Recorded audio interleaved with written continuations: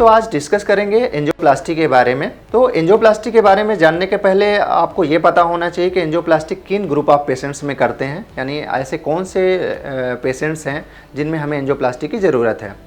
तो ऐसे पेशेंट्स जिनके सीने में तेज़ दर्द होता है या जिनको हार्ट अटैक आ चुका है, उनको एंजियोग्राफी के माध्यम से हम देख लेते हैं कि कौन कौन सी नसों में ब्लॉकेज है। अगर ब्लॉकेज डिस्क्रीट है यानी कुछ खास जगहों में ही ब्लॉकेज है, तो ऐसे पेशेंट्स को एंजियोप्लास्टी के माध्यम से ठीक किया जा सकता है, यानी उनकी जो नसें ब्लॉक है उनको एंजियोप्लास्टी के माध्यम से करेक्ट किया जा सकता है। वहीं अगर एंजियोग्राफी में ये देखने को मिलता है कि नसें बहुत ज़्यादा ख़राब हालत में है, यानी ब्लॉकेज जो है पूरी आर्टरी में है, तो ऐसे केस में हो सकता है एंजियोप्लास्टी जो है वो सूटेबल ना हो सकता है ऐसे पेशेंट्स को बाईपास के लिए जाना पड़े। तो एंजियोप्लास्टी आप क्लियर रहिए उन्हीं केसेस में करेंगे जिनमें ब्लॉकेज जो है वो कुछ खास जगहों में है, जिनको हम डिस्क्रीट ब्लॉकेजेस कहते हैं।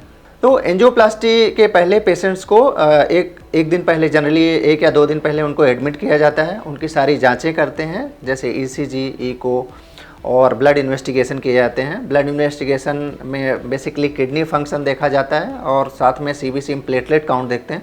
किडनी फंक्शन इसलिए देखा जाता है क्योंकि एंजियोप्लास्टी के टाइम पे हम डाई यूज़ करते हैं और वो डाई किडनी के लिए टॉक्सिक हो सकती है। तो ये सब टेस्ट सारे अगर नॉर्मल आते हैं तो ऐसे पेशेंट को एंजियोप्लास्टी के लिए लिया जाता है।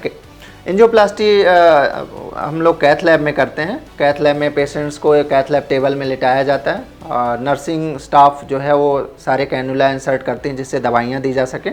साथ में जैसे एंजियोग्राफी का प्रोसीजर होता है एग्जैक्टली उसी तरह से हाथ या पैर से एंजियोप्लास्टी की जाती है। हाथ से की जाने वाली एंजियोप्लास्टी को हम लोग रेडियल एंजियोप्लास्टी कहते हैं और पैर से की जाने वाली एंजियोप्लास्टी को फीमोरल एंजियोप्लास्टी कहते हैं। रेडियल एंजियोप्लास्टी काफ़ी कंफर्टेबल होती है, इसलिए मोस्टली आजकल कार्डियोलॉजिस्ट रेडियल एंजियोप्लास्टी ही प्रेफर करते हैं, क्योंकि ऐसी एंजियोप्लास्टी के बाद पेशेंट को डिस्चार्ज ईजिली किया जा सकता है कम टाइम में। तो एंजियोप्लास्टी के लिए एक सीथ इंसर्ट की जाती है हाथ की जो रेडियल आर्टरी है उसमें, और उस सीथ के माध्यम से एक कैथेटर जो है हार्ट में इंसर्ट किया जाता है। उस कैथेटर के माध्यम से एक वायर पास किया जाता है जो आपका ब्लॉकेज है, और उस वायर के माध्यम से बैलून इंसर्ट किया जाता है ब्लॉकेज के क्रॉस में, और उस बैलून को फुला के ब्लॉकेज को ठीक किया जाता है।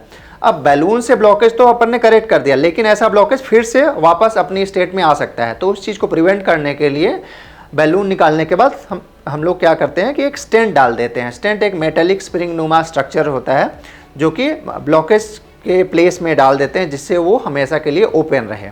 स्टेंट डालने के बाद पेशेंट को वार्ड या आईसीयू में शिफ्ट करते हैं और अगले ही दिन वार्ड में शिफ्ट कर देते हैं।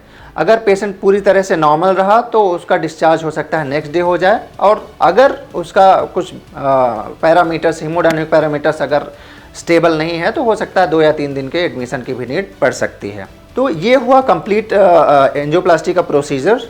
एंजियोप्लास्टी प्रोसीजर से फ़ायदे ये हैं कि पेशेंट को फर्दर जो है ब्लॉकेज है उसका चांसेस कम हो जाते हैं, पेशेंट की लॉन्गेविटी बढ़ती है, पेशेंट अपनी एक्टिविटी जो है एंजियोप्लास्टी के बाद डिस्चार्ज होने के बाद इजीली अपनी स्टार्ट कर सकता है। तो ये काफ़ी इंपॉर्टेंट प्रोसीजर है, इससे आप बिल्कुल डरिए मत। अगर आपके कार्डियोलॉजिस्ट एंजियोप्लास्टी के लिए आपको एडवाइस करते हैं तो आपको डरने की ज़रूरत नहीं है, क्योंकि ये बहुत ही सिंपल प्रोसीजर है और इसमें जो है बिल्कुल मिनिमम पेन के साथ ईजिली परफॉर्म आपको किया जा सकता है।